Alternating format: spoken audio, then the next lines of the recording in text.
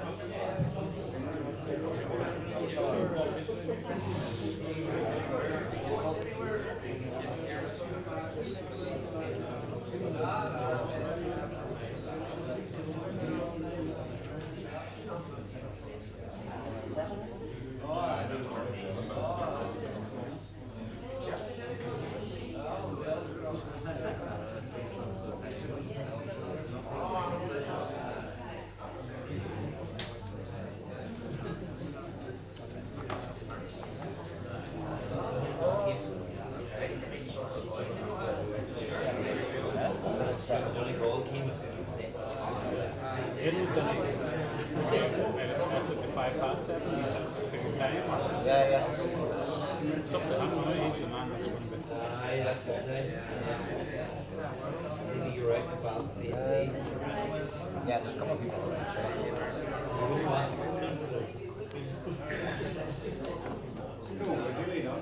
Sorry, I'm just going to give it another 5 minutes or so, just to allow people that might be running a little bit late, if that's okay.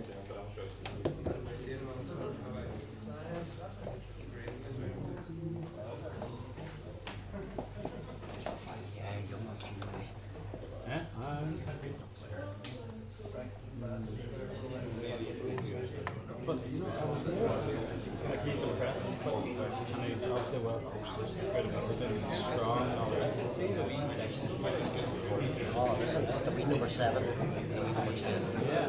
So there should be fullbacks or that was it. Yeah, well. as well. To be number 6. Ah, it's fantastic. And then we go with long hair, number 7.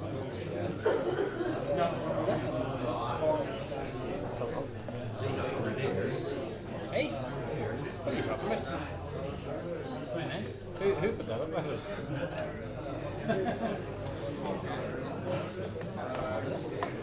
It's only got 29 on the bottom of the slide. Have you noticed?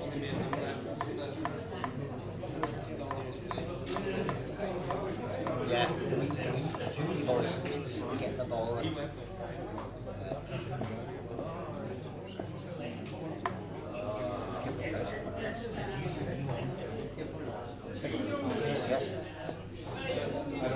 he's going to torture him for the ball sponsor because the ball rights class. You're not forward every year. Nobody wants to sit up front at all. It's the same in the classroom. Is it? It is. Yeah. Ability.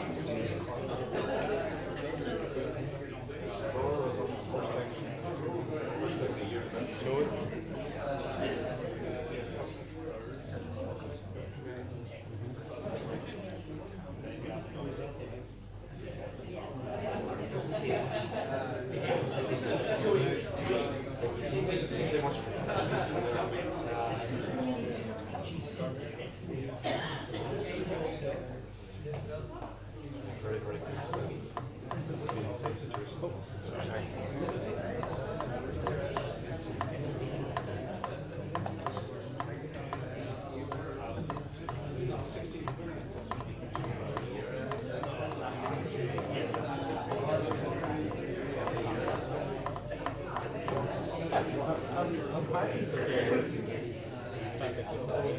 Yeah, if you had online, say you get, say if you had up at 25, say online.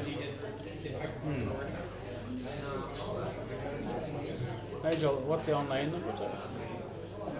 17? Good. Ish.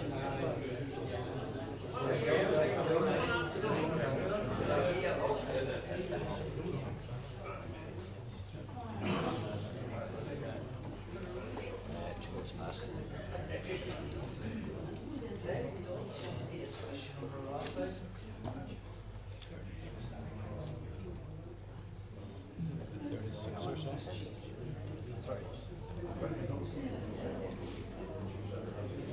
over 50. Hi, how are you? Thanks everyone for making the effort to come here this evening. It's a momentous occasion for the club. I think there's maybe 17 people as well online, as well as the number of people that are here in attendance. Tonight is as much a call to arms as it is about being transparent about what our plans are for the club. I think it's extremely important to get your feedback. We've started that off by doing a press release and doing a questionnaire. Tonight we're going to be doing a presentation as well. At the end of tonight as well, we'll ask you, for your feedback as well. So if while Aidan is doing the presentation, if you could hold your questions just to the end as well. There was an academy, one of the academy coaches joined the club recently, and before he joined, he did a bit of research on the history of the club, and he came across news articles from the 50s, 60s, 70s, 80s, 90s, right up to today, and he's seen a period from the 80s onwards where the club was entirely focused on survival. But when you go back and you go back to the origins of the club, it was all about ambition. It was all about we deserve to be here and we deserve to be in the League of Ireland. Even Patsy himself, he said within 4 years we'll be in Europe.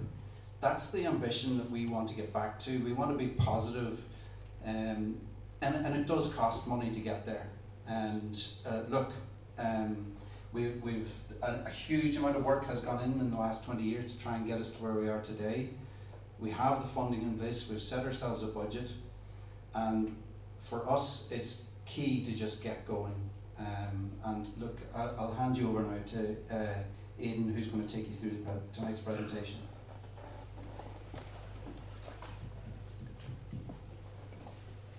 Hello. Thank you all very much for coming. I'm going to run through the current situation and what the plans are. We're not going to go into the level of depth that was on the website. So we'll go through a presentation and then we'll get, I'll ask these guys what I forgot, and then we'll go into Q&A, feedback. Okay? So why are we here?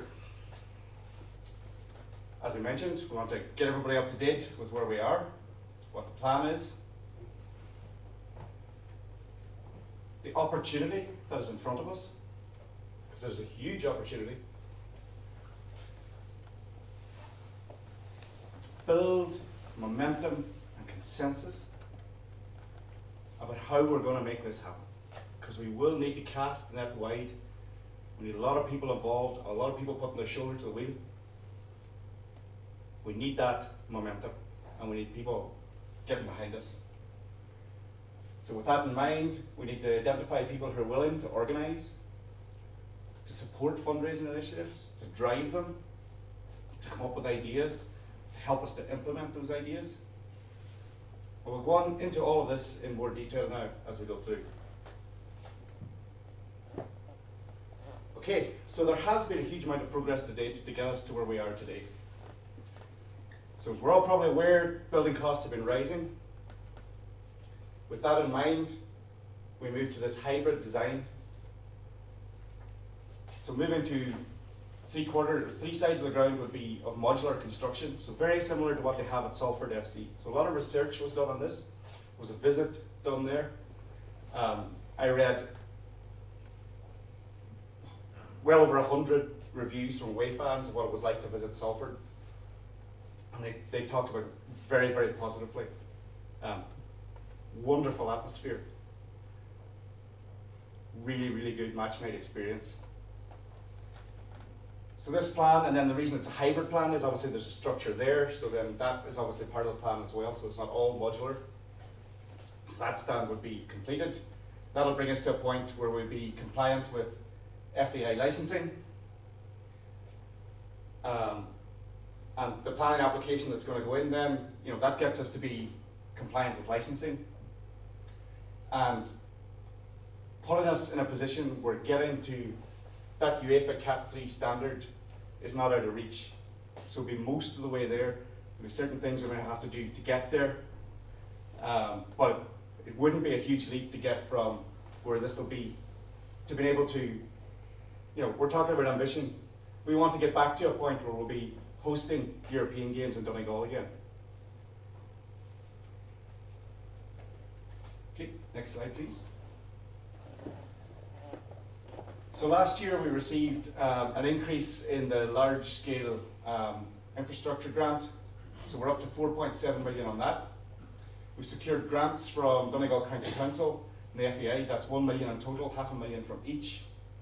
Now those grants come over a period of years, so in the FEI's case it comes in over 10 years, from the council it comes over 3. So then with that in mind, we got a financing arrangement put in place with the Western Development Board to front that money. So we've got the 1 million at the start, which is very, very important. And then we obviously have to pay the interest on that then, that facility with the Western Development Board. But it means that we can get access to that money immediately. And then something that's very, very important, we've secured the sports body tax exemption for eligible donations. So anyone who donates €250 or more to this project, if you do that through iDonate, and you don't have to do it in one go, you can set a monthly amount, and once it builds up, once you're over that €250 mark, then you can fill out the form. This is very easy to do. Patron scheme also qualifies for that. You can fill out the form for the tax office. It's the Harps related parts are pre-populated for you. You just have to put in like a PPS number, name, address, possibly email address. Nothing too taxing, right? No pun intended. That can increase the power of your donation by up to 45%. So that's a huge thing. You know, you put in €1,000, Harps could be getting €450 on top of that. So that's a big step, and something that hopefully will be very powerful for us in sort of magnifying the donations that do come in. Okay. So there is a huge challenge ahead, right? There's no denying that. So the way this grant aid works, you have to do construction, get it certified, and then you get 70% of the money back, so you could front the money. So effectively, we have to have the finance in place before we start. And the good news is, we have a very clear route to that. Project cost is going to be 7.3 million. So we have the 4.7 from the large scale infrastructure grant. There's 126,000 remaining on the sports capital grant for design fees. And then if you add in the county council and the FEI grants, that brings us to about 5.8 million. So the gap is 1.5. So that's the challenge, but we can do it, and we'll move on now to how we're going to do it. So the first step is to secure the bridging finance, and also to purchase the new site, the new stadium site. So we've purchased that from the county council. There's a valuation there of about 200,000. And then that becomes the security, that new stadium site, and everything on it is then the security against the bridging finance. We've been in touch with community finance organisations, and we believe, you know, we're close to having that in place. But we do have to fundraise. We have to fundraise to buy that new site, and we have to get that funding gap down as much as we can. If possible, if we can eliminate it, that's the dream, right? We can get rid of that funding gap, then we have new options on the table all the time. So the fundraising, well, we've already talked about donations. They could be one-off, they could be recurring. We've got the club patron scheme. We're going to offer that 100 people can become patrons, 99 are left. 100 people can become patrons, your name will be remembered forever on a board in that new stadium. The first question that will probably come is like, is that it? You're just remembered? Yeah, that's pretty much how it has to be, because if we want to get that extra 45% tax, there can't be benefits like season tickets and stuff like that. As soon as there's benefits, the tax exemption is gone. You can recognize the people, you can't give them stuff. As soon as you do that, that extra 45%. So as soon as someone becomes a patron, and the process is, it's easy. You know, once you go in there and make your payment on iDonate, you'll immediately get your confirmation page. It says thank you. And you can click on the link to the tax form, fill in your details, hit submit, that's it, it's gone. It's that extra 45% on the 1,500 or more that you've donated into the club. You're immediately multiplying what you've done by up to another 45%. Obviously, all sorts of other events, all sorts of other sales will be announced as we go ahead. We need this to be a very broad-based effort. We see this as lots of people coming together. We'll need a certain amount of organisation, but we also want it to be organic. People doing their own events, pushing things forward, making this happen. You can do big sales, you can do a big draw, you can do all of those things, right? We'll need people to help us. And then of course, there's the sale of commercial assets, so potentially naming rights for the stadium, stands, frankly, anything in there that you want to put your name on for at least 5 years, we will talk to you about it. Email commercial@finharps.ie and we can talk about that. Once we get to the point where the new stadium is operational, ready to go, ready to play games, at that point the ownership is transferred to the trustees. The trustees, the current owners of Finn Park. So they're now getting this new operational stadium that's ready to go. Finn Park would then be transferred to the club, with the plan being, if we need to, we sell Finn Park then to close that funding gap. But in an ideal world, we raise the whole 1.5, the whole ideal world, we raise like 3, 4, 5 million, and then we build a super stadium. But realistically, we cross that bridge when we come to it. Okay, next. So, as we launched into this, as we put all the information on the website and everything, we sought feedback from various stakeholders, people involved with the club. There's also, we'll come back to it in a little bit, there's also a separate survey was sent to 500 club members. This one was open to pretty much anyone to respond to. So the first thing was just age. Most people are in that 18 to 65 category who responded. So in terms of the people who responded, it's probably hard to read, so I'll do that for you. So there was 100 responses. 35 of the people who responded are shareholders in Finn Harps. 39 people were season ticket holders. 33 were 500 club members. 70% of the people who responded were regular match attendees. 21 were supported Harps from outside the area. 12 were not a regular match attendee, but Harps supporter. And then 3 were fans of other clubs.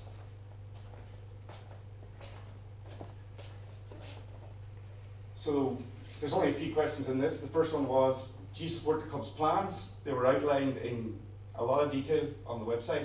That's what's linked there.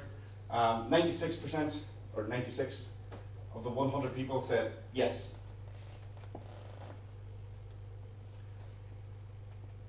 Then we talked about the membership fee. So I'll do a slight sidetrack now on that. Originally, obviously, we announced a special general meeting for tonight, and we would take votes on introducing this. We did get feedback from people on how exactly you're going to do with this, with the rules, and various different questions. So we decided not to move forward with that tonight. The AGM should not be too far away. In the meantime, we can do a working group and get more feedback, and we can move forward on how we're going to proceed on all that, and just make sure that everything's shipshape in terms of the rules, in terms of will it be acceptable to ICOS, who are the body as a co-op that we're kind of responsible to. for having our rules and everything in order. But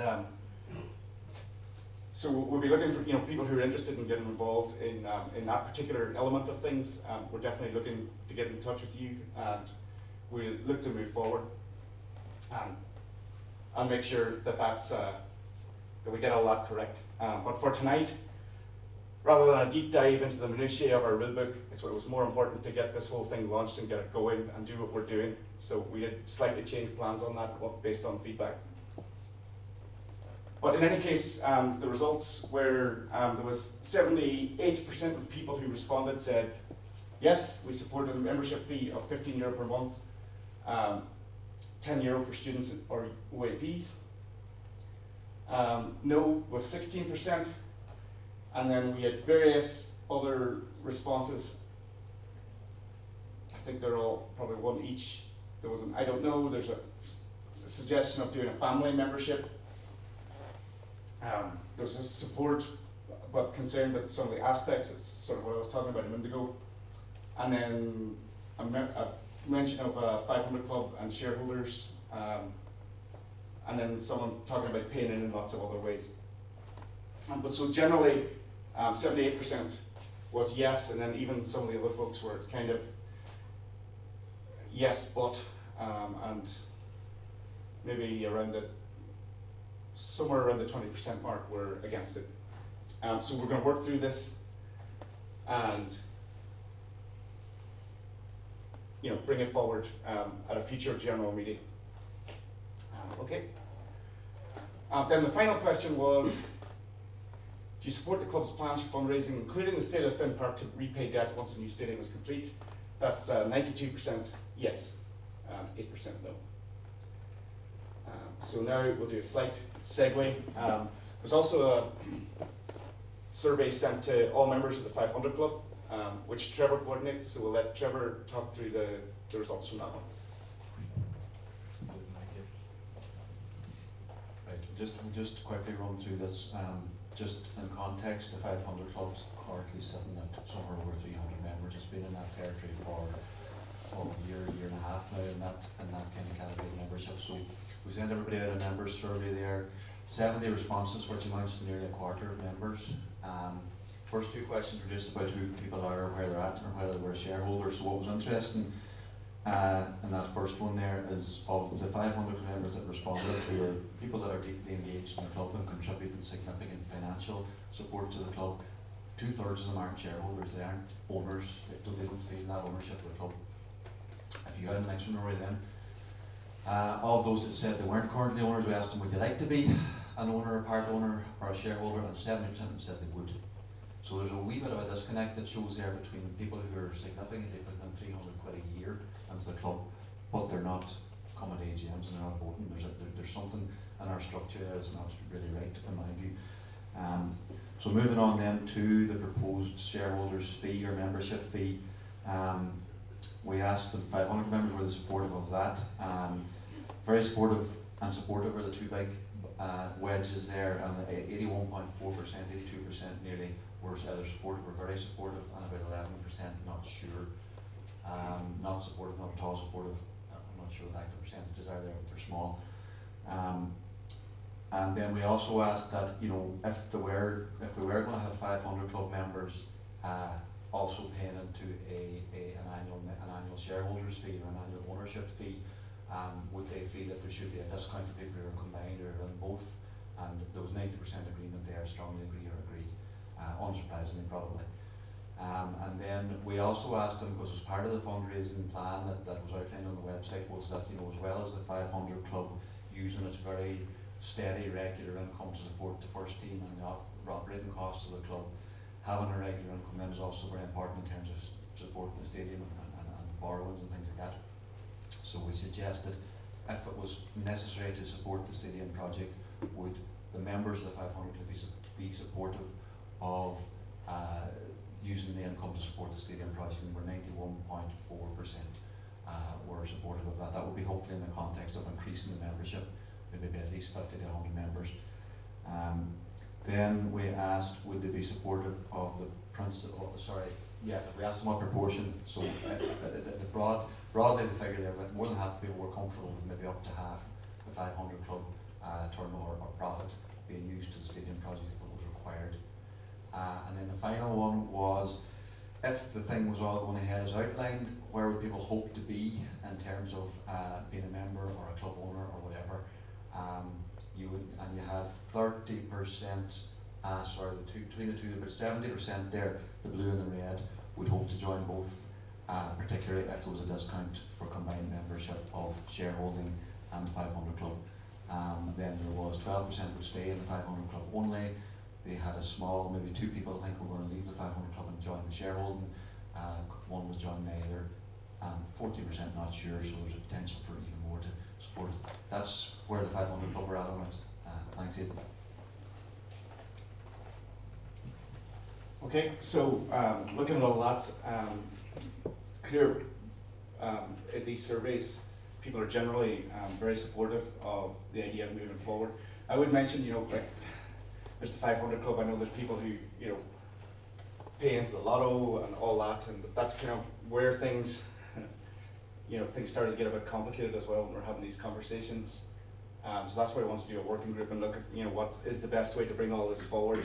There's people contributing in different ways to the club, but obviously the 500 club has been absolutely huge for us. I mean, we'd be dead without it, and indeed we'd be dead without lots of the people who keep everything going. So why do we do this? Why are we trying to do this? What's it all about? So the first thing I'll say is there's a more complete version of our vision on the website, but I wasn't going to put you through all that. But I think this pretty much captures what we're about and what we're trying to do here. So we want to be a club that is central to the sporting, social, and cultural life of the region. The power of sport is incredible. Look at the excitement Jim McGuinness has brought back as they're into an All-Ulster final. Think back to all those moments down the years that you'll never forget. It's a very powerful thing to think. Nobody who was in the ground that night will forget the BJ Banda goal. Many other nights as well. It's an incredible thing we're a part of here. But it's not just sporting. We're a huge part of the social and cultural life of Donegal, of the whole region. And we've made great progress on a lot of these fronts already. Like, this is not new stuff. This is stuff we're already well down the road on. So to be a club deeply embedded in its local community, I mean, we've already done, there's so much great stuff goes on there already. You see every match night, you see our flag bearers, you see our mascots. We had our partnership with Donegal Down Syndrome. We've got this year's partnership with Blue Stack Foundation. There'll be a jersey launch coming up. Really, really excited. It's going to be really, really cool. They're just such a wonderful charity. And lots of, all the stuff that Stephen McNutt is doing, there's really, really great progress, but we're greedy. We want more all the time, right? We want to just keep growing it, keep doing more, just be a huge part of the community, deeply embedded. We're a community club, we're fan owned. It's not just about the sport, we're definitely about being a force for good as well. Football's important, right? So we want to have our teams capable of consistently competing in the top division. Teams is plural because we are talking male and female. It's been fantastic in the last few years to see the girls teams come in. Under 19s are flying this year, they're doing really, really well. Both teams have just represented the club with distinction since they came in. Absolutely brilliant to see. That's going to continue growing. And we will get to the point where we have a first team in the League of Ireland. We want those teams, both our first teams, we want them competitive in the top division. We want those teams bringing European football back to Donegal. And we want a club with one of the best academies in the country. Fabulous stuff done in our academy. But there's a lot more to do. Some of you may have seen a comment from Kevin during the week. There's some very honest analysis done by Will Clark at the FAI about where academy football in Ireland is at. It's not a pretty picture. We don't have enough qualified coaches spending enough hours with these kids There's an awful lot of improvement to be done. Kevin's comment was a very high percentage of his time is firefighting rather than developing. We want to get to a point where we're really doing that development and really doing it well. Then obviously there's the central plank of what we're here talking about tonight. We want a modern, accessible, atmospheric home ground. And the accessible part is really important. We want everybody to be able to come and enjoy the match night and have a really positive experience.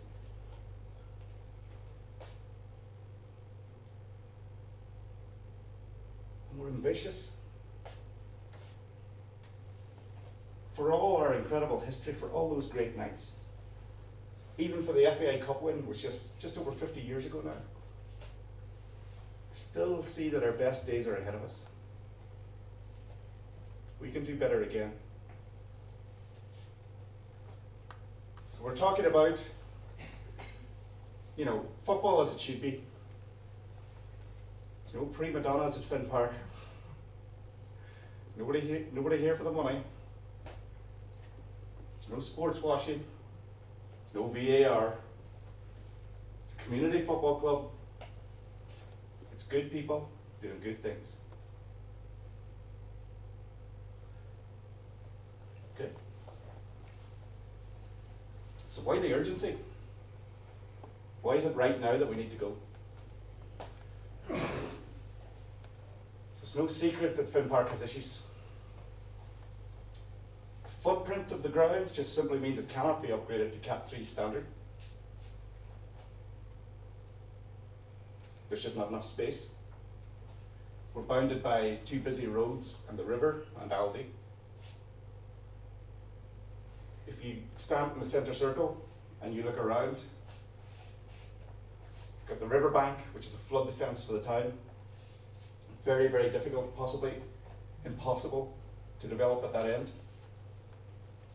If you look at the main stand, that back wall of it, also part of the flood defence for the town. Any development there, almost certainly see that having to be moved in, so we'd lose footprint from the ground. The stand, never mind the major storms, sometimes we worry when a ball hits it. Every year, the licensing process starts in 3 weeks for the next year. Every year we worry about the engineer's report. It's going to demand a level of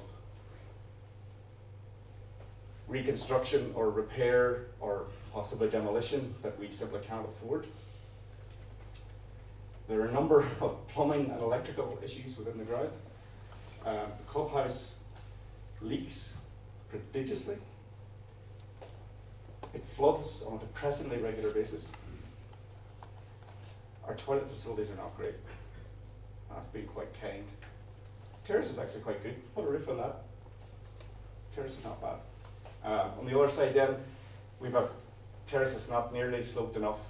A gantry, which also has its share of leaks and electrical issues. On the other hand, of course, on the new stadium side, we have a plan. There's been €1 million spent over there. We've got a plan where we can spend another 7.3 million to build a really fantastic facility for ourselves, for the community, for the whole region. Whereas if we stay at Finn Park, within a few years, I think promotion will probably be ruled out. I don't think we'll be able to play Premier Division football at Finn Park. And ultimately, it doesn't meet licensing requirements, so at some point we're just not going to be allowed to play senior football anymore.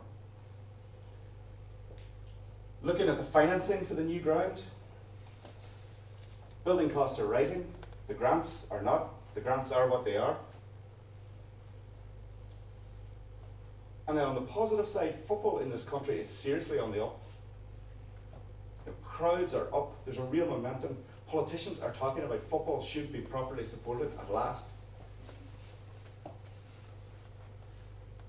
Our fan base is incredible. We've had some tough years recently. And you can see the enthusiasm from the kids. The atmosphere from the young supporters are creating in the stand. It's fantastic. all of this developing at a time when we didn't win too many home games over the last 2 seasons. I had the privilege, before we posted out all the primary school tickets, of handing them out at the start of the season. And conversations with mums about how, at the time it was €5, then we made it 10 so that we would post it as well. So this €5 card blew everything Santa brought out of the water. This was Christmas. Saw kids with tears in their eyes getting their season ticket. Unbelievable how much these kids love it. They deserve a proper facility. I forgot to mention we've only cover on one side as well, right? So 3 sides of the ground have no cover. So this incredible fan base, they deserve a proper facility, and we have a route to making this happen. And the time is now. It's time to go back to what was mentioned at the start. Be unapologetically ambitious. Be brave in embracing the challenge, but also the opportunity that we have.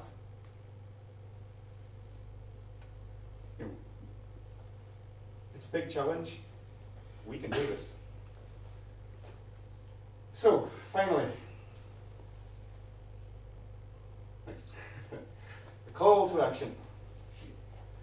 I finally will stop talking. As we mentioned, we need a broad-based effort to make this happen. Our club is built on volunteerism. Our volunteers are running at max capacity. Not even sure it's sustainable, what's going on with a lot of people at this club. The time, the money, the sacrifices from people's personal lives, from their professional lives. It doesn't bear thinking about sometimes what people put in to make this happen. So we need to broaden things out, right? It's not like, all of us who are involved now, we'll still be there, but we need more people to get involved. We need to be really broad, organic, drive this on. We have to let the world know we will not be denied. We are going to make this happen. Donegal, so often forgotten, will get what it deserves. It will get a proper football facility.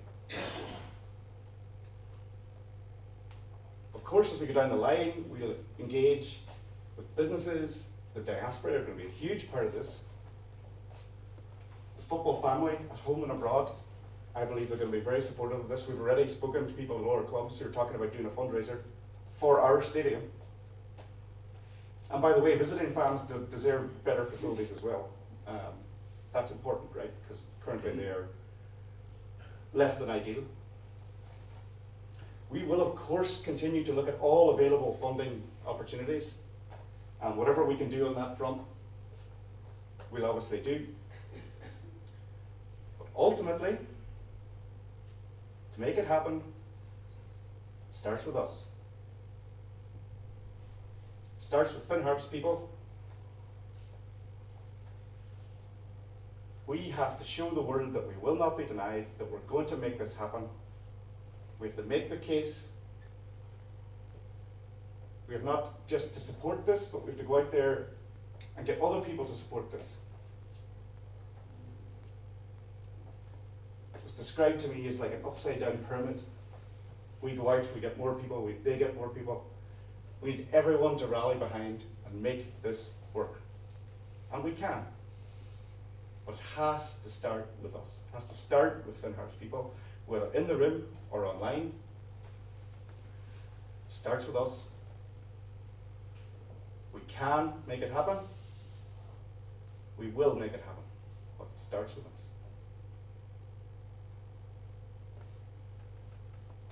Okay, what did I forget? Well done.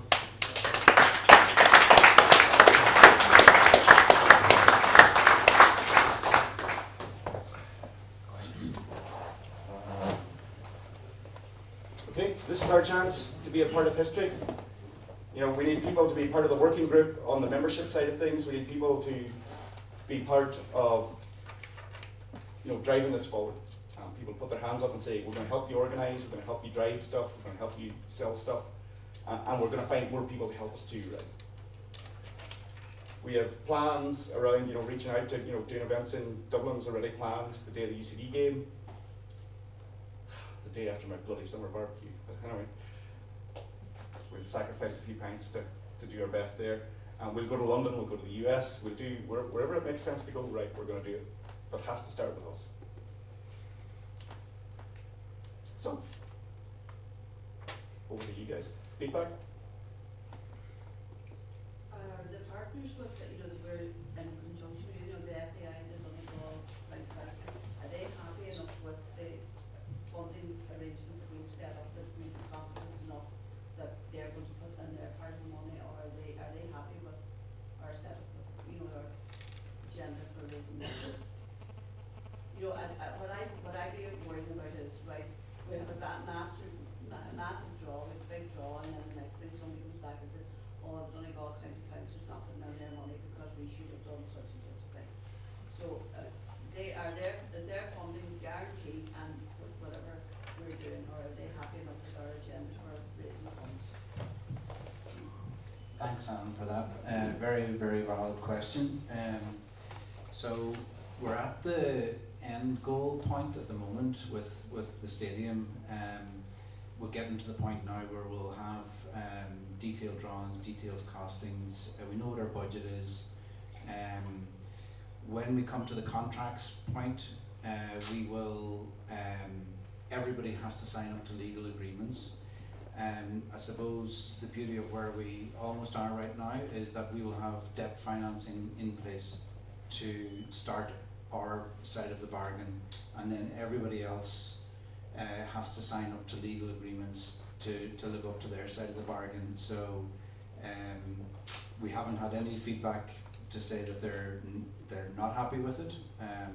Every conversation that we have had so far, everybody's on board with it. The feedback from, I suppose, the feedback that I've had from the FEI is that the association wants this to happen. The council wants it to happen. They've been very supportive. Both bodies have been extremely supportive, and also has the government as well. As in, they recently gave us an additional 700,000. So look, everybody wants it to happen. They want it to happen as soon as possible. So it's as good a place as we possibly could be. Yes, Joe. Ian, all things being equal, and all funds in place, so we the 1.5 million that we need, how soon before we're on the ground? Like, what has to happen? Like, do we still apply for plan permission? Do we still have legal agreements to sign? You know, how far away are we if we had all the money? Yeah, so we're hoping that from a legal perspective that we'll within a month or so we will be applying for planning permission. That takes 3 months to get approval. There's no real rushing of that. That's the process that planning takes. The reason we have to go back to planning is because of the structural change from a concrete-based stadium to a modular. Assuming planning goes well, we would look to be starting immediately after that. So the contracts should be signed in advance of that, as soon as we get our costings done and contracts. So assuming planning goes without any hitches, we'll be looking to start immediately after that. Okay. Can I just ask as well, Aidan mentioned on his address there that we have to buy land off the council. Yeah. I thought all this was already, Yep. you know, that we were already, we've already started over there. You know, Yeah, no, it's still, so how it is at the moment, we signed a 30-year lease and there's about 15 or so years left on that lease. So the model we changed, so actually one of the questions that came up in the survey as well, so I'll address that at the same time. They were asking, you know, at the time we were hoping to retain Finn Park for, it said at the time, for a women's football and academy. I'm not quite sure why it said women's football at the time, because women are entitled to equal use of the new stadium as well. So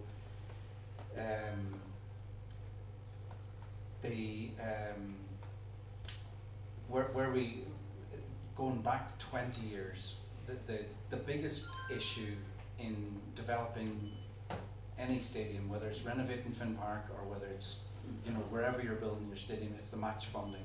That's the biggest challenge the club has. And from a cash flow perspective, you're asked to have the cash on the table before you start. So it's like if you're going to borrow to buy a house or build your house, you have to have your deposit in the bank before you start. So all of the partners that we've had to work with, the council, the FAI, the two different banking institutions that we're going to be working with, and the government, they all require that the money's on the table before you start. So that match financing. So whilst the bridging finance, what it allows us to do is we aren't, as long as we've got a promise of a transfer, that's sufficient for us to be able to go out and get our funding. So that doesn't happen until the work is finished. So that's how those community finance operations work.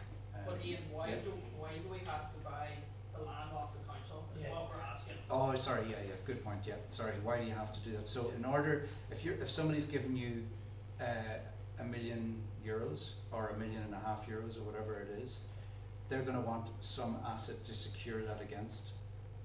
So they will have so whilst the building is happening, we will own the new stadium, the club will own the new stadium, right?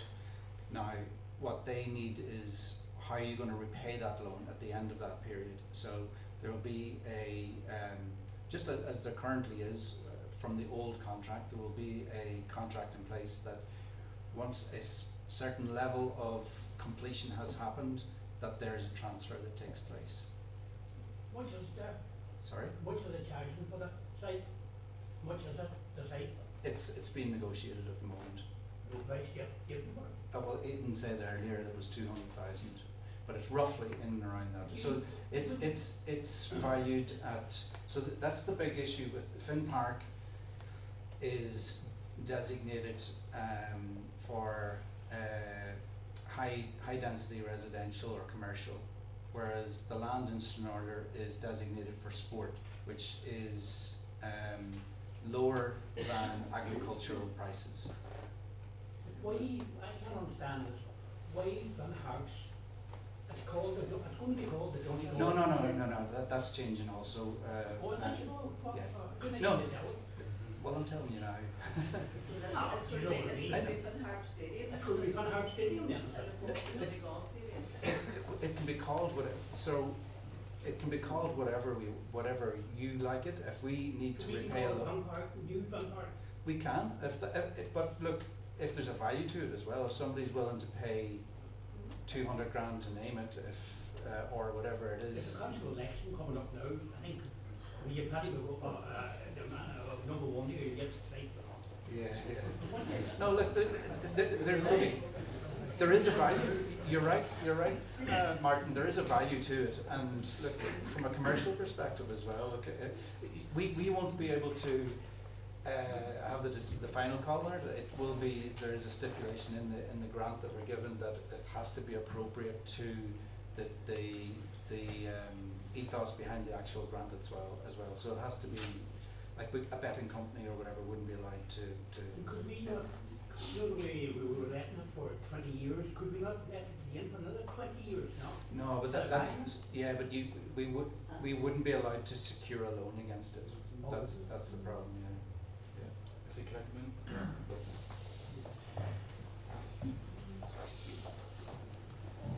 One thing I would mention that changed since the original field and everything with the site is council now promises $500,000, right? So it does make it harder to say, hey, can you give us that for free, please? Obviously we'll take that if we can get it, would be fantastic. I would say this should be an issue on the doorstep. I know there's any number of other things, issues with health service, carnage on the roads, MICA, but this is important too, right? Sport is a huge part of people's lives. It's a huge part of people's mental health. It's part of our social, cultural life. This is important. I would encourage people to mention this on the doorsteps. Make sure politicians know this has to happen, and you have to help us in any way you can. And then something I did forget to mention a few things. I never mentioned the lights. Obviously, they're not great at Finn Park. We've had a few issues there. But also, another reason for urgency in all this is the Department of Sport needs a win. The FAI needs a win. Like, they need this to happen, right? They know that there are journalists out there working on stories about how few of these LSSIF actually get done. Because of the 30% matched funding and the sheer level of bureaucracy, it's tough, it's really hard. So there's all these wonderful announcements, very few of them get done. They know that that's a story that's going to break, and they need a win. So that's another reason for the urgency, another reason to drive forward now. So yeah, apologies, I missed a few things. This has gone a lot. Sorry, it was just another thing I meant to add. We had seemingly we had a TD in the county there at the weekend, or last Friday, he was opening the Greenway from Castlefin down to Lifford. Jack Chambers, I think his name, was a Fianna Fáil TD. I'm not very well up with any of these, so I did but seemingly he has been very, very supportive of Finn Harps and has given a great deal to Finn Harps. So nobody could seemingly tell me what he had given or what support he's given. So I wonder, does anybody here know what support he's given? Or He used to be in the is there Department any of way Sport. we can contact him, see that he was able to say in Castlefin about all the support he has given to Finn Harps? Was he not a minister for sport? He was. I think he was, I was junior manager. So I don't know, I think our politicians should be able to push the hit part of the line for it. Yeah, Yeah, absolutely. we tend to them, going about the doors the next day, and you know what I mean, Balfour thrives when Finn Harps are doing well. The two towns thrive. So there was people into the town, spend money and everything, Yeah, it goes beyond as well. I remember. I know we waited 20 or 25 years for swimming pools in Ireland, but we got it. We never got it, the Fun Valley got it, Well, we Fun never Valley actually got got the community. Yeah. We never actually got the community, You know what I swimming mean? pool that we were promised when we were Wales. But, Yeah, look, yeah, it's time for stuff to get delivered. Like we're constantly left behind. But my point is, and I don't mean to be, but my point is, if we have a minister or a TD coming to Castlefin and telling everybody in Castlefin about the amount of money and the amount of support he's given Finn Harps, we need to know what it was or what did he give, because we know there's elections coming up and it's very easy. There was a man that used to live in this town, used to say chat's cheap. So, chat is very cheap if they're not, That's well. When you're talking to them, make sure. Yeah. I think he was in he was in sport when we got the LSSA thing, so we can be taking credit for the grant that we have there. That's what he's doing now. So Am I right in saying though, even with all the political will and backing and support in the world, there's still a 1.5 million hole that Finn Harps Football Club need to fill? Even with all that political will, there's still a 1.5 million hole. It's called match funding. So Yeah. they're giving us 70%. We need after 30. It's just maths then. If you take 7.3 and divide it by 0.7, you just get the number. That's where that comes from. So we have to raise it. It's the same with every sporting organisation right around it's not just soccer, it's Gaelic, it's everywhere. How come 10 or 15 years ago, all the funding was in place? Fun Park. When Fun Park was valued at 5 million, how come, where did that go? It was supposed to be a legal document.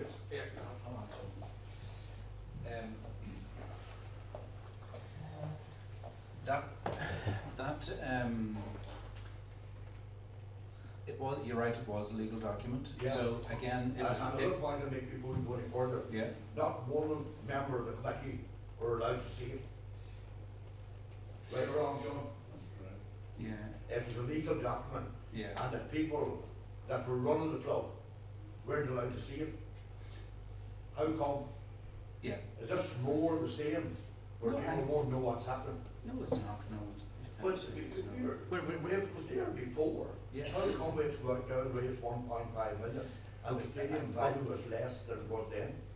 Yeah, so back then the stadium was valued at 5 million. Again, the club had to provide match funding. I think back then it was closer to 50%.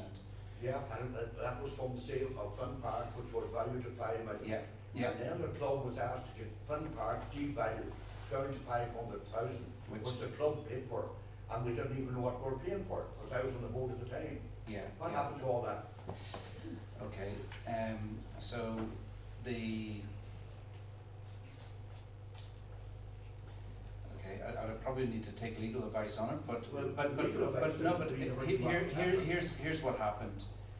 The project started. Yeah, The valuation of Finn Park dramatically fell, as you said, from 5 million down to 500,000.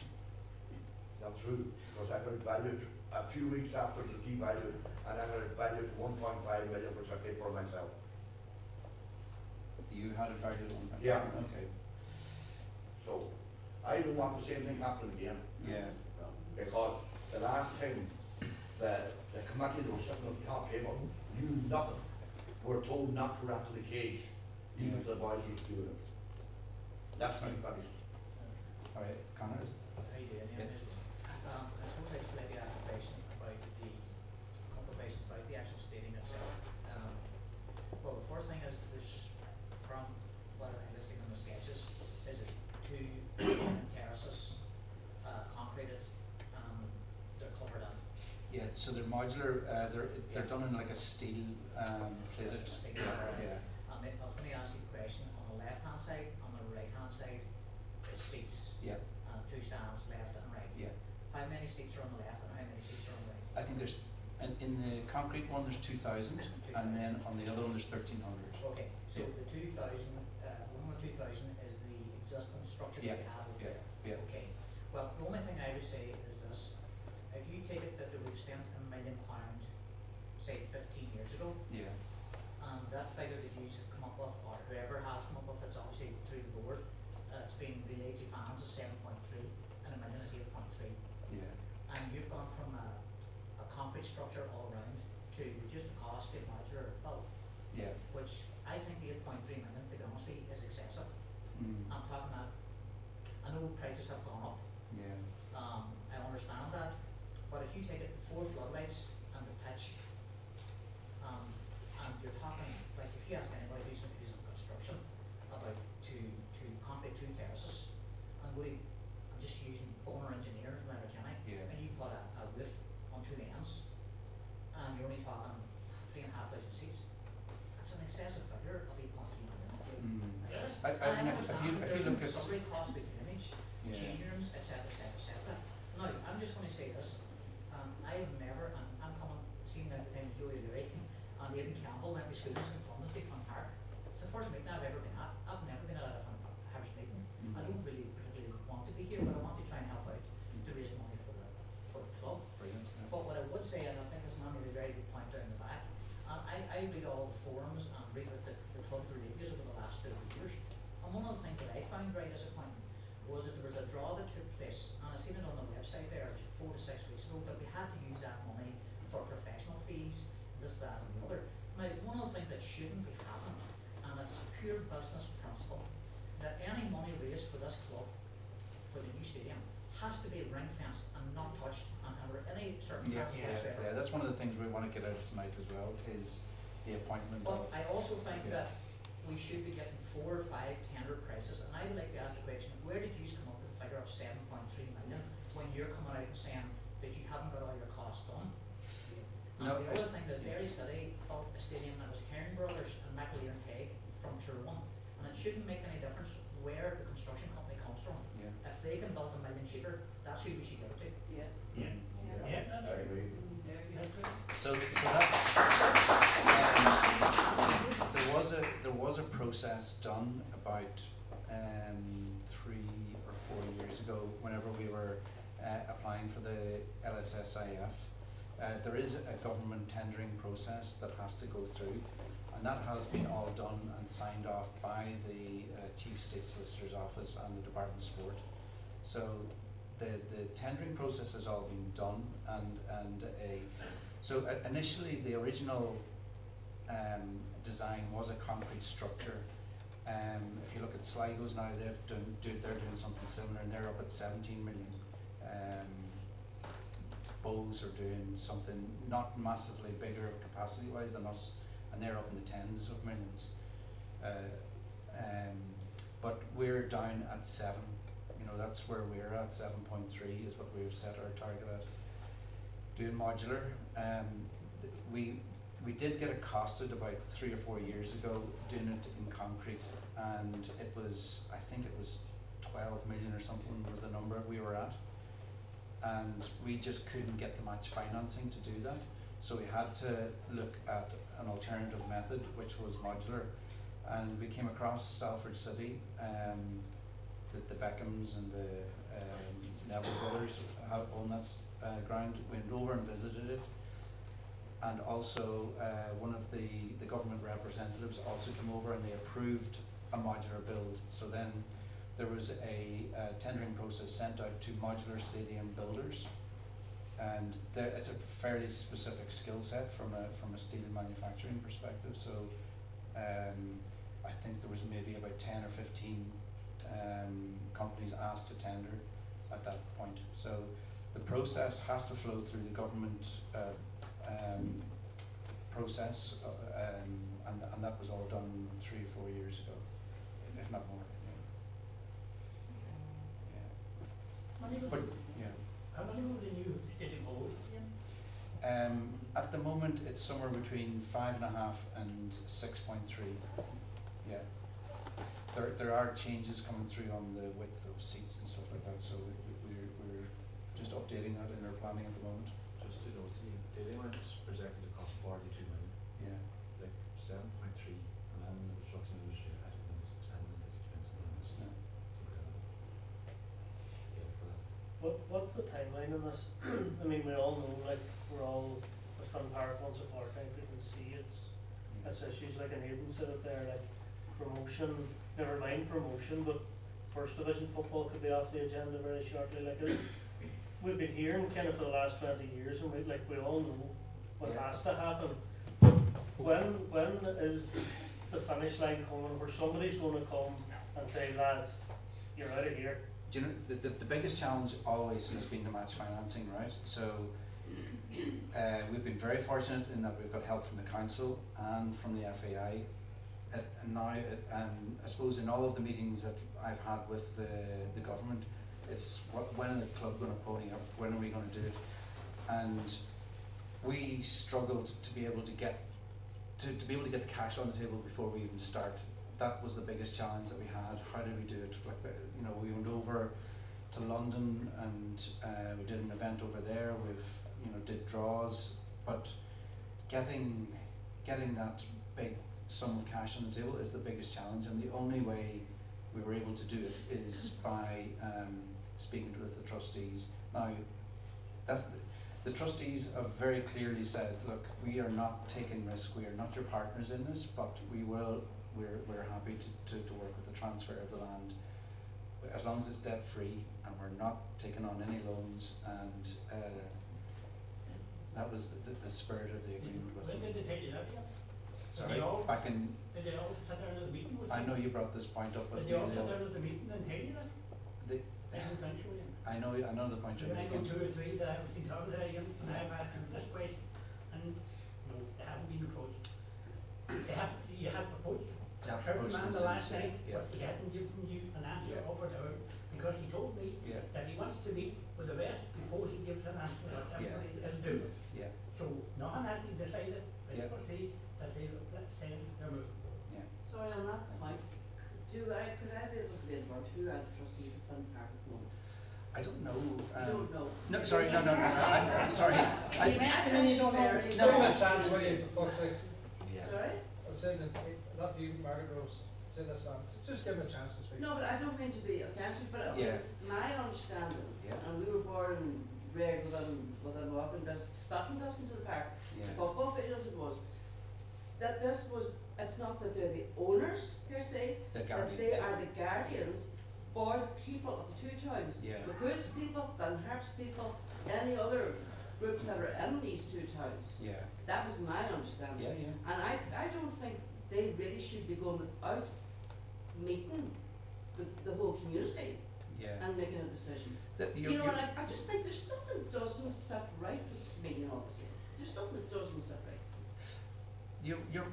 I think this is what tonight's all about as well, Mags, and also we did send out a survey to get that mandate as well. To me, I have to give you my honest opinion of the survey. It was to sort of let you know what was coming. That's just my opinion of what the survey was about. So I don't know. As far as we know, we met the trustees a whole years ago. You know over there. But we haven't there. What they said, they could never sell Finn Park unless they were better than themselves. Mm-hmm. And they felt like when they were better than themselves, when they were becoming the new trustees of the new pitch. So therefore, that was built into their agreement of the trust. They couldn't sell it unless they were doing better.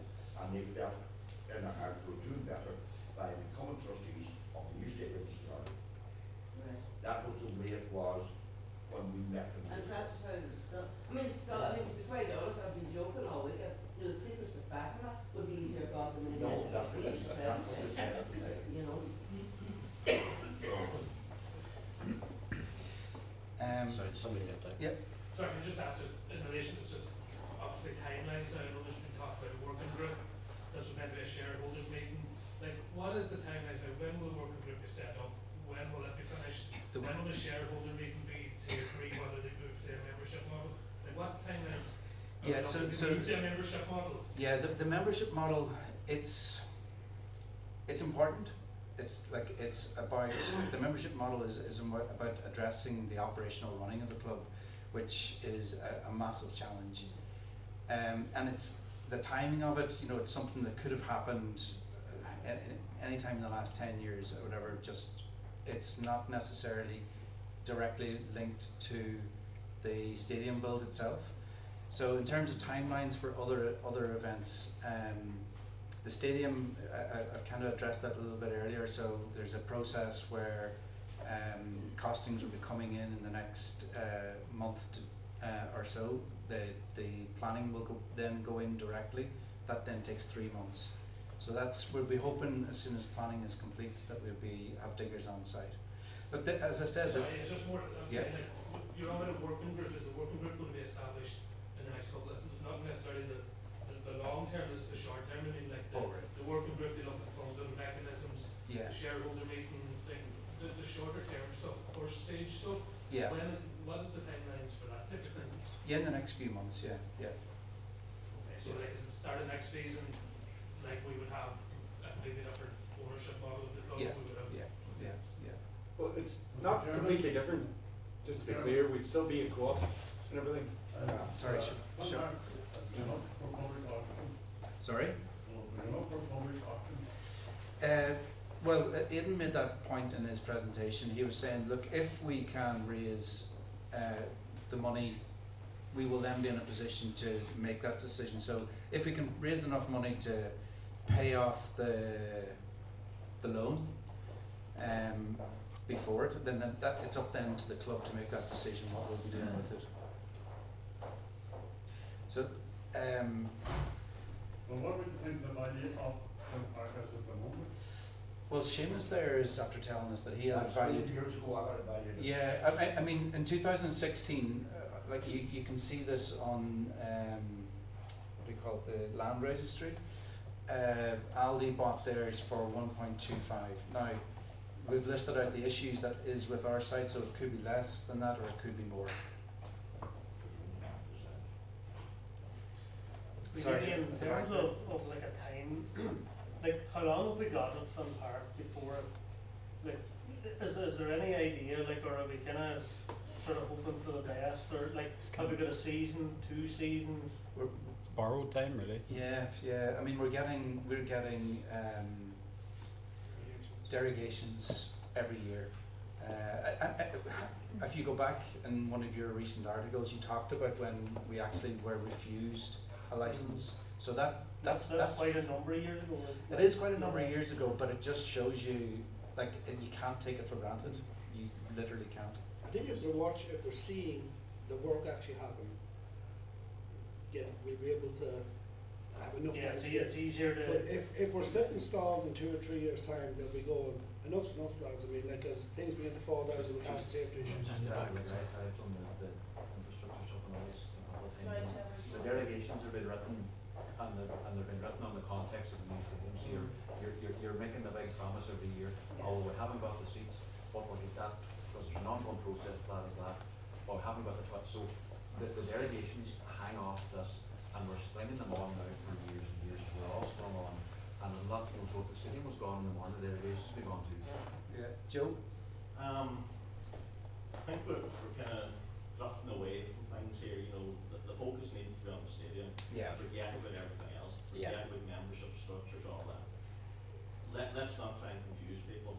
Everything points to the stadium. If the stadium's not delivered in the next couple of years, we'll not need to worry about a club. We won't have a club. My other question on that is, do we have to wait until the stadium is completely finished before we move over? Or could we get the stand that's there, completed, you know, with your dressing rooms, with all your facilities there? You'll have a 2,000-seater stand. You could have one pathway just around the whole pitch, you know, where people can stand one deep. That could easily hold another 1,000 people. That's 3,000 people. We haven't had 3,000 people in Van Park more than 5 times in the last 20 years.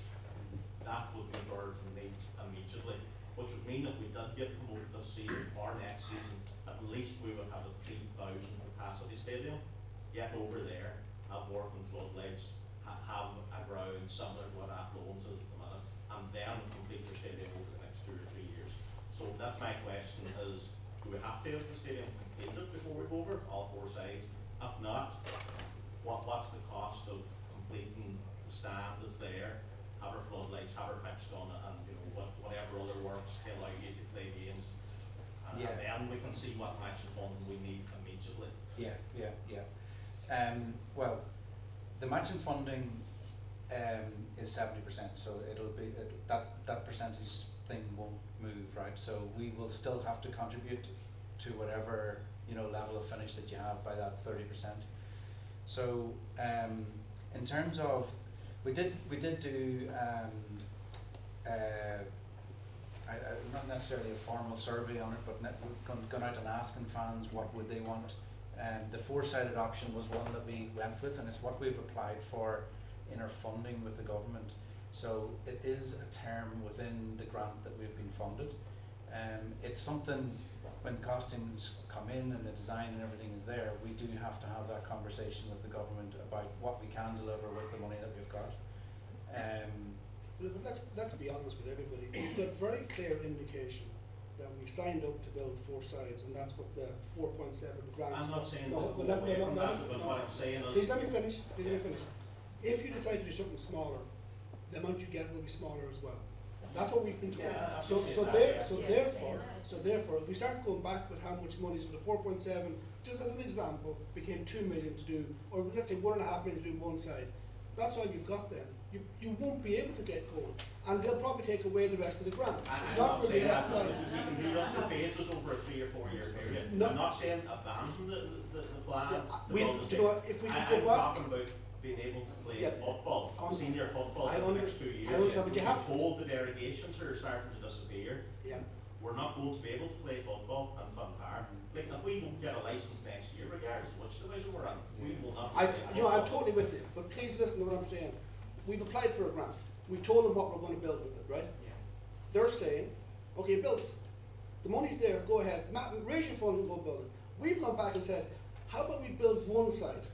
And they're looking at us saying, we're giving you the grant to do the whole thing. What's on one side? No, but I think Joe's question is, at what point in that process can we move, say if 25%, if one stand is complete, the rest is still being built around it, Can we move while Can we that, physically move in and start playing Yeah. while the while construction the happens? construction's going on around us? Yeah. Well, I think an important point on this is the modular stands go up really quick, right? So they go up faster. Actually, getting the pitch ready will be the longest part. But So- you're the first bit you start from front of you. Yeah, absolutely. But doing one stand doesn't necessarily. Yes, the they're reason quicker. I'm asking you for, Yeah. and Yeah. I'm not sure this gentleman's name, Barry, yeah. So, Barry. what I'm saying is, if it's gonna take £1 million or €1 million Yeah. to be able to get us, over there playing football, Yeah. even with the other works going around it, well, straight away we need 300,000 or thereabouts, the maximum funding part, where we'll get a grant of 700,000 and we have to raise 300,000. 300,000 is a lot easier to raise in a short space of time. Yeah. You'll raise Yeah. 300,000 by having 700 people in, Yeah. contributing €5 a week Yeah. over the course of a year, giving the club 261, topped up with the potential 45% of the tax, and you could raise 300 grand. Do you know, I do want to answer. I've sat through a load of meetings in the last year, listening to people talking exactly like this, and exactly the way I would like to do it too. And what they're saying is, you don't get a penny till you prove you have all the money to start, and then do it.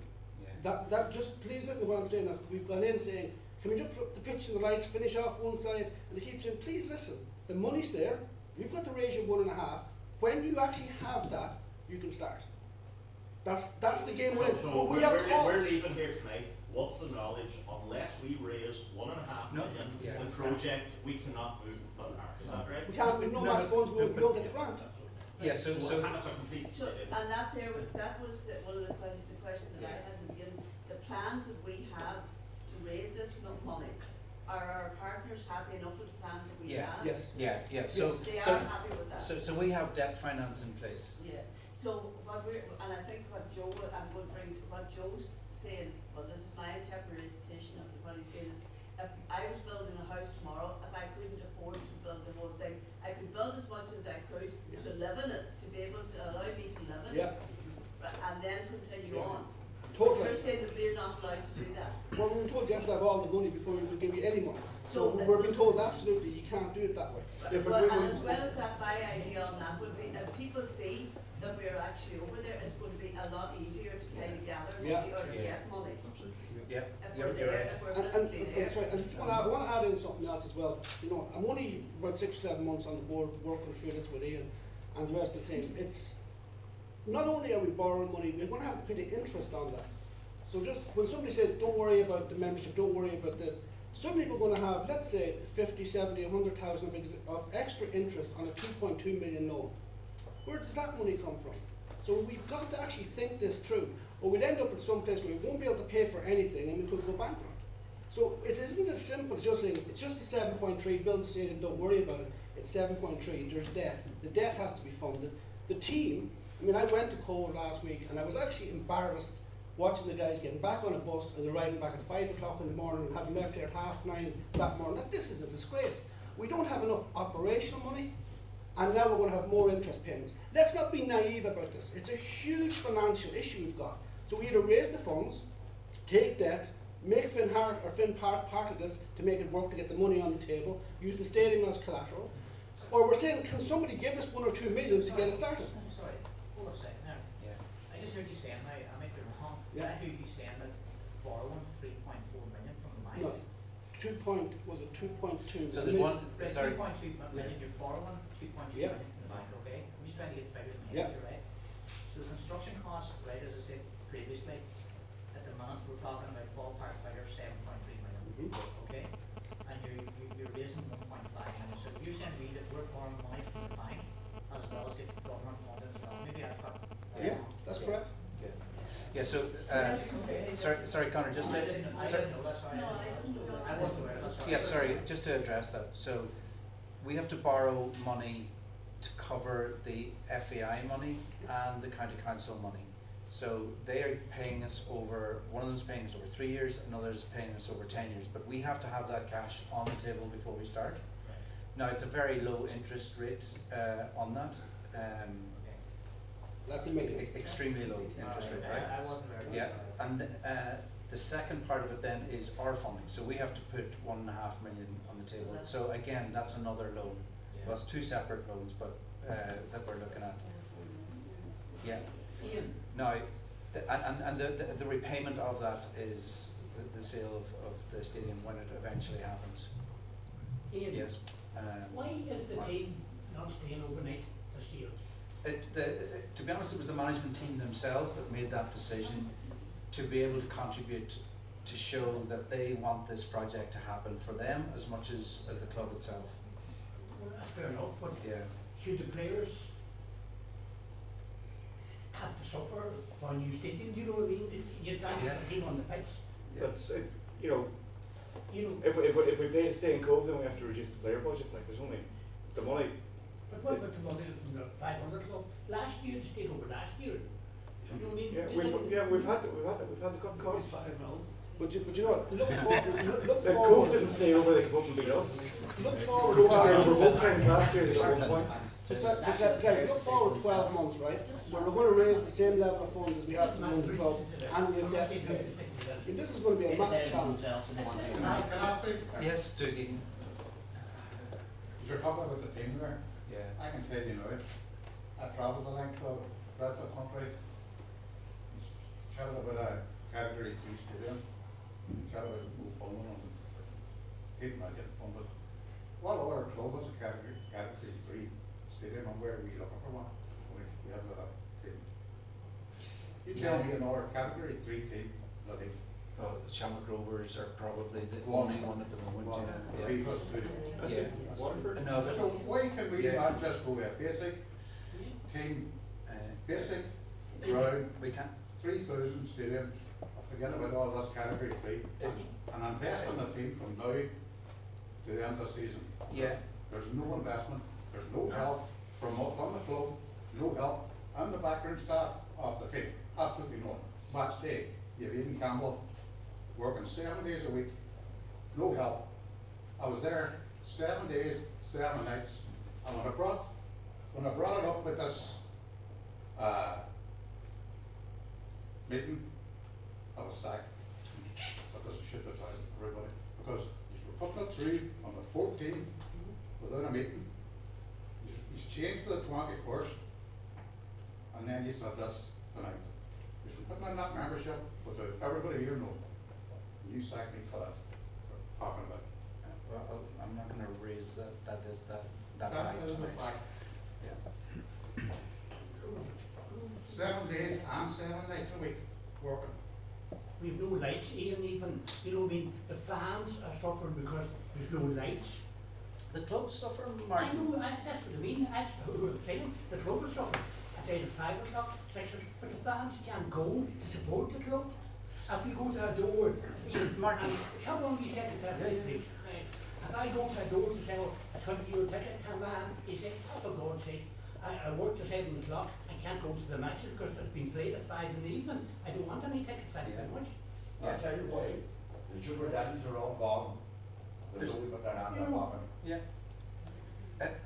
Let's turn this around a little bit more positive, because someone tonight who is actually watching online has donated 10,000 euros to the project. Not for the light. To the project.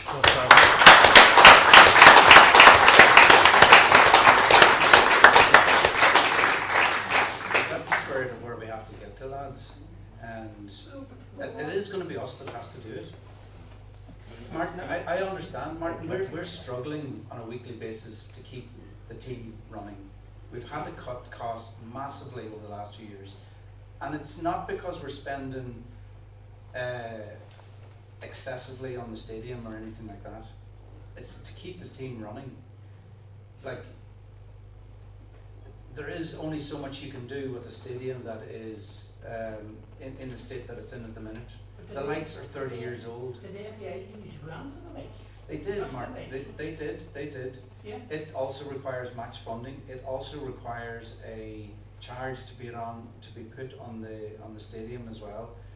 And that, when you're developing a new stadium, you would have to repay the entire grant if you install them today. So we're in a bit of a catch-22 with it. What do? Do you put it in and then you move and you've got to repay that 200,000 grant? It's not straightforward, Martin, and you're right to raise it because it is an issue. Well, in the way I look at it, it's the supporters and the club that lost it, because last Friday night there was about 400 or 500 fans less. I might say something. Mark, I want to say something on that. I think it's very easy for people to criticise about the floodlights and stuff, but like, listen, just for a second, just like Dougie said down there, you know, I saw the amount of time that man spent at the club, I see the amount of time a lot of these people spend in the club as well. I'm in Finn Park about 4, 5, 6 days a week myself, whether I'm working on the pitch, working in media, whatever I be doing, and that's all at my own cost. I get nothing to be there. I see the amount of time, effort, phone calls that have been made to try and get them lights fixed. I've seen boys hanging out of them lights on a harness and pushing pouring rain to try and fix them. And the wee things people don't see, the amount of different electrical companies, electrical contractors, forestry workers, whoever has been able to come in, people that are just engineers, whatever they be doing, come in and looking at the lights, trying to fix them. The point is, them lights are fucked. They're 30 odd years old. They're not made anymore. They're old halogen lights. You know, if you know anyone that has the parts for them, come forward. That's what I would say. Rather, I think we.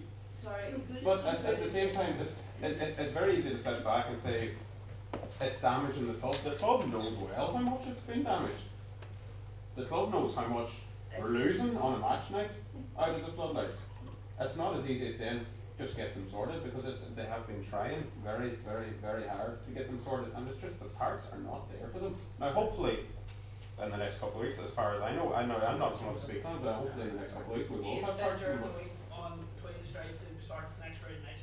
So The hope, I believe, it was we hope to have them sorted for next Friday night. Guys, the lights will be fixed when we get the lights. We've done the homework, you've made announcements and stuff like that. Can we redirect this meeting, guys? We're talking about it's first so aid. far away from the point here that this should be trying to drum up a wee bit of positivity about a project that has been so long in the waiting. We've been waiting on this stadium for near generations. That was just fucking lame. Guys, sorry, can I just bring this back to something here? I was at the under-14s match today down in Finn Park, and to watch those kids walk out with pride in the jersey. They're playing Drogheda United. I think the game was switched from somewhere else, and heads up. And Finn Harps is a big deal for them. The football they were playing was incredible. It wasn't like under 14s when I used to be a kid. There was just the movement of the players, the coaching. Kevin McHugh was there. He was also there on the last night. It's another man putting in a huge shift. You know, you never throw the baby out with the bathwater. I'm old enough now to see that. If people are putting in a shift, what you do is you keep that person, you know, because you could get somebody criticising, there's a lot to say, you won't see them for dust on the Monday when stuff needs done. It is project management now on a massive scale. It is a huge amount of paperwork, from licensing to gathering money, to commercial, to the ground maintenance. And if you look at a lot of the clubs now in the league, they've got benefactors. It has completely changed the dynamic. If you want to go in the Premier Division now, you're expected to be a Premier club. If you look at a lot of those clubs and their fundraising activities, take away, say, Sligo Rovers, who have always been the champions in that regard, they've got people covering the bills. And we don't have that. What we've got is people who are going that extra mile. Now, I include in that all of yourselves tonight, the 500 club members, the shareholders, the people like Billy who sells the programme and sells tickets, the guys like Seamus and Sean who kept the club alive for years, Derek, God bless him, he was just fantastic, you know, and it was just so sad to see him go last week, but we'll never forget what he did for us. But you know, times change, and now you need a new generation coming in. Ian took a particular interest in the stadium and you know, he wasn't involved in an unbelievably complicated project. He came in the last couple of years and he's been trying to sort it out, and the amount of time and effort he has put into it is unbelievable. Unbelievable. And I wouldn't like to be the man. I feel bad here that he's the one facing the questions. But we have a responsibility to those young players. We have a responsibility to the under 14s, under 13s, under 17s, to those young people who look up and are proud to wear the Finn Harps badge. Now, we're either up to the job or we're not up to the job. So I'm not interested in gossip from 15 years ago or 10 years ago, or I don't like the sound of this. You either can deliver it. Good people make it work. They make it work.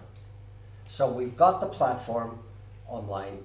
We will set up a committee of guarantors that will look after the money to make sure that it goes in the stadium, like we said we would. The working group we will help with and work alongside with, so please come forward. How do we make use of our platform to reach the diaspora? How do we get the whole county engaged and leave a legacy for the young people of the county? To preserve Finn Harps in football, but to build on that so that we're not just in constant survival mode, we're in development mode. Because if it won't be the lights, it'll be something else. It'll be the electrics, it'll be the plumbing, it'll be something. So now there's a challenge for all of us. Can we deliver this thing? Do we care enough about those under 14s, 17s, the women's and the senior team to deliver this thing? Are we capable of coming together and saying, right, what's the job here? Let's get it done. And in the end, we'll either be good enough to do it or we'll fail. But I've heard this stat about the stadium for years. I'm not interested anymore. We're either good enough to do the job or we're not. So let's hold our hands up if we're not. But I think we are. We've been given a lot of money to take away all the complications. What's happening is the people in the department, guys, where's your rent? We've given you all this money. How are you going to raise your rent? So we can debate all the other stuff again, but now, you know, we need to show a united front, and it's got to start out, like Ada said, you know, we've got to start going out to the county, representing Finn Harps. We've got to use our email addresses abroad. I mean, there's a guy giving us 10 grand online. Now, I know a lot of you have given money and given your time, but it's got to be together. So let's get this working group going up. I think we should have a goal in the next 5-6 weeks. We've got a huge amount of experience in the room. The ability and talent around this club is exceptional. It's exceptional. We worked with major marketeers. Nigel, you'll support me on this one, in Guild. She used to work for the Arsenal for 14 years. And she said, your people could work for an advertising agency. That's how good they are. Design, graphics, email. And you'll also need people to go out and ask. So let's go do it. So what I think we are glad as a board to commit to is that we are going to appoint 3 guarantors within the next month. One who probably not associated with the club.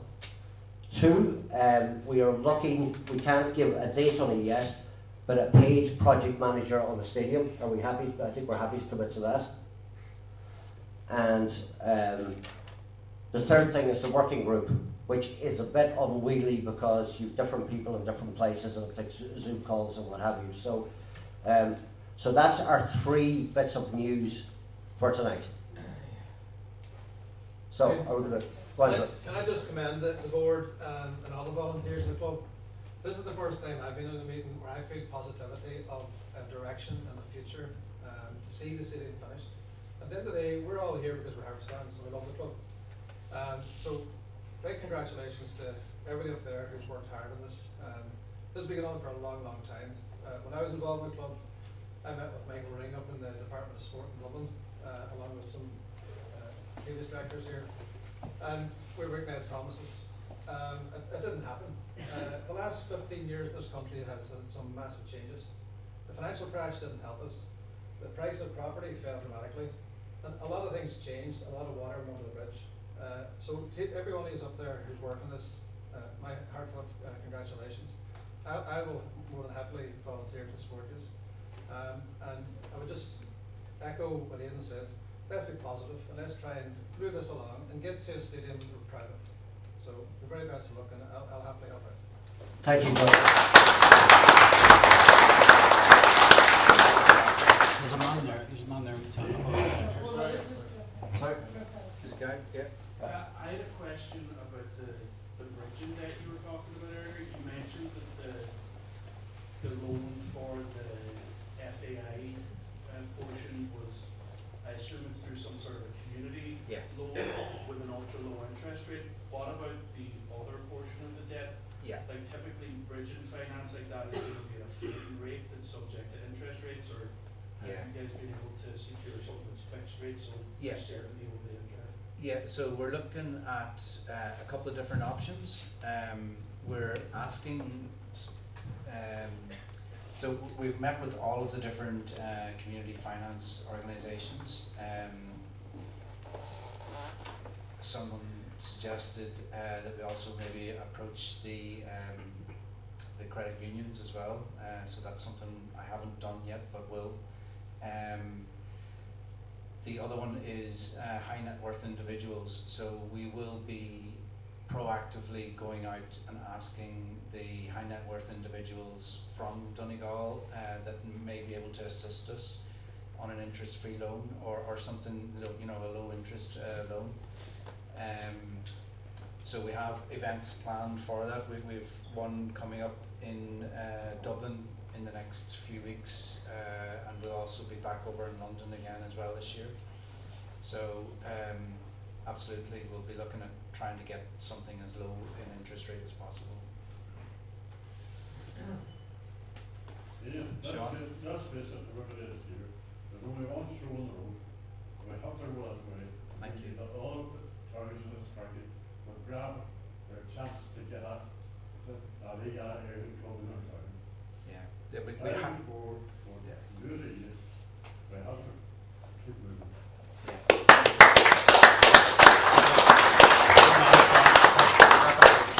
Listen, folks, we could keep asking questions all night here, but I'd like to thank everybody who made the effort to come in tonight. It's been extremely positive and heartwarming seeing people already making that effort and willing to volunteer as well to help fundraise. Thank you all for your time. All right.